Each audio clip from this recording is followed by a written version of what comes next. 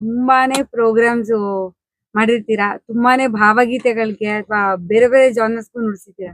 ಇವತ್ತು ಪ್ರಪ್ರಥಮವಾಗಿ ಕನ್ನಡ ಗಜಲ್ಗೆ ಹೇಗನ್ಸ್ತು ಸರ್? ಆ, ಮೊದಲನೇದಾಗಿ ಕನ್ನಡದಲ್ಲಿ ಗಜಲ್ ಅನ್ನೋದು ಒಂದು ಹೊಸ ಕಲ್ಚರ್ನ ಕ್ರಿಯೇಟ್ ಮಾಡ್ತಾ ಇದ್ದಾರೆ ಅನುರಾಗ್ ಗಡ್ಡಿ ಅವರು.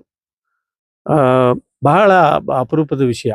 ಯಾಕೆ ಅಂತಂದರೆ ಭಾವಗೀತೆಗಳಲ್ಲಿ ಕೆಲವು ಹಾಡುಗಳನ್ನು ಗಜಲ್ ರೂಪದಲ್ಲಿ ಕಂಪೋಸ್ ಮಾಡಿರ್ತಾರೆ.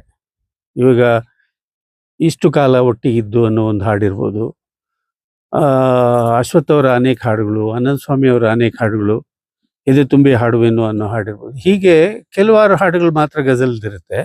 ಆದರೆ ಅನುರಾಗ್ ಗಡ್ಡಿ ಏನು ಮಾಡಿದ್ದಾರೆ, ಎಲ್ಲ ಹಾಡುಗಳನ್ನು ಒಂದು ಸ್ವಲ್ಪ ಆ ಗಜಲ್, ನಮ್ಮ ಕನ್ನಡದ ಸಾಹಿತ್ಯಕ್ಕೆ ಆ ಗಜಲ್ ಟಚ್ ಬರೋ ಥರನೇ ಅವರು ಹಾಡುಗಳನ್ನು ಕಂಪೋಸ್ ಮಾಡಿ ಬೇರೆ ಬೇರೆ ರಾಗಗಳಲ್ಲಿ ಈ ಕಾರ್ಯಕ್ರಮವನ್ನು ಆಯೋಜಿಸಿದ್ದಾರೆ. ಅದಕ್ಕೆ ನಾವು ನುಡಿಸೋದೇನೆ ಭಾಳ ಖುಷಿ. ಯಾಕಂದರೆ ಗಜಲಲ್ಲಿ ನಮಗೆ ಸ್ಪೆಷಲಿ ತಬಲಾ ನುಡಿಸೋರಿಗೆ ಭಾಳಷ್ಟು ಸ್ಕೋಪ್ ಇರುತ್ತೆ. ಭಾಳಷ್ಟು ಕಡೆ ಲಗ್ಗಿ ಅಂತ ನುಡಿಸ್ತೀವಿ ನಾವು. ಆ ಲಗ್ಗಿ ನುಡಿಸೋದಾಗ್ಲಿ, BGM ಬೇರೆ ಬೇರೆ ಪ್ಯಾಟರ್ನ್ ನುಡಿಸೋದಾಗ್ಲಿ, ಇದಕ್ಕೆಲ್ಲ ನಮಗೆ ಅವಕಾಶಗಳು ಸಿಗೋದು ಈ ಗಜಲ್ ಅನ್ನೋ ಒಂದು ಕಾರ್ಯಕ್ರಮದಲ್ಲಿ.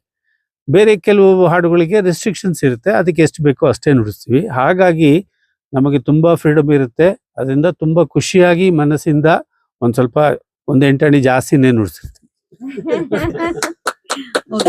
ಬಹಳಷ್ಟು ಪ್ರಖ್ಯಾತ ಗಾಯಕರಿಗೆ ನುಡಿಸಿರ್ತೀರಾ. ನಾವು ಹೆಸರು ತಗೋತಾವ್ರೆ ದೊಡ್ಡ ಲಿಸ್ಟ್ ಆಗತ್ತೆ ಅದು. ಇವತ್ತು ಅನುರಾಗ್ ಗಡ್ಡಿ ಸರ್ ಅವ್ರ ಸಿಂಗಿಂಗು ಕೂಡ ನೋಡಿದ್ರಿ, ಅದು ಹೇಗ್ ಅನ್ಸ್ತು ನಿಮ್ಗೆ, ನಿಮ್ ಎಕ್ಸ್ಪೀರಿಯನ್ಸ್ ಅಲ್ಲಿ?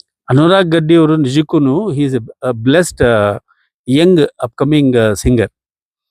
ಅವರು ಕ್ಲಾಸಿಕಲ್ನ ಚೆನ್ನಾಗಿ ಅಭ್ಯಾಸ ಮಾಡಿ ಇಲ್ಲಿ ಬಂದು ಬೆಂಗಳೂರಲ್ಲಿ ಅವರು ಒಂದು ಹೊಸತನ ಹುಡುಕ್ತಾ ಇದ್ದಾರೆ. ಅದು 2 ಕಾರಣ.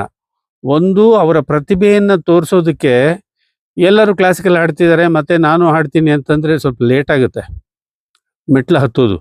ಸೊ ಈ ಗಜಲನ್ನು ಒಂದು ಕಲ್ಚರ್ ಮುಖಾಂತರ ಹೋದರೆ ಸ್ವಲ್ಪ ಬೇಗ ರೀಚ್ ಆಗುತ್ತೆ. ಇದು ಬೇಗ ಮನಸ್ಸಿಗೆ ನಾಟುವಂಥ ಹಾಡುಗಳು, ಲೈನ್ಸು, ಕವನ, ವರ್ಡ್ಸು ಎಲ್ಲ ಇರುತ್ತೆ ಅದರೊಳಗೆ. ಮ್ಯೂಸಿಕಾಲಿಟಿ. ಇದರಿಂದ ಅವರು ಈ ಹಾದಿ ಹುಡುಕಿದ್ದಾರೆ, ಮೊದಲನೇದು. ಎರಡನೇದು, ಅವರು ಚೆನ್ನಾಗಿ ಪಕ್ವತೆ ತಗೊಂಡು ಒಳ್ಳೊಳ್ಳೆ ಹಾಡುಗಳನ್ನ ಕಂಪೋಸ್ ಮಾಡಿದ್ದಾರೆ, ಚೆನ್ನಾಗಿ ಹಾಡ್ತಾ ಇದ್ದಾರೆ. ಅದು ನಮಗೆ ತುಂಬ ಖುಷಿ, ಕೇಳೋರ್ಗು ತುಂಬ ಹಿತವಾಗಿರುತ್ತೆ ಹಾಡುಗಳು. ಸರ್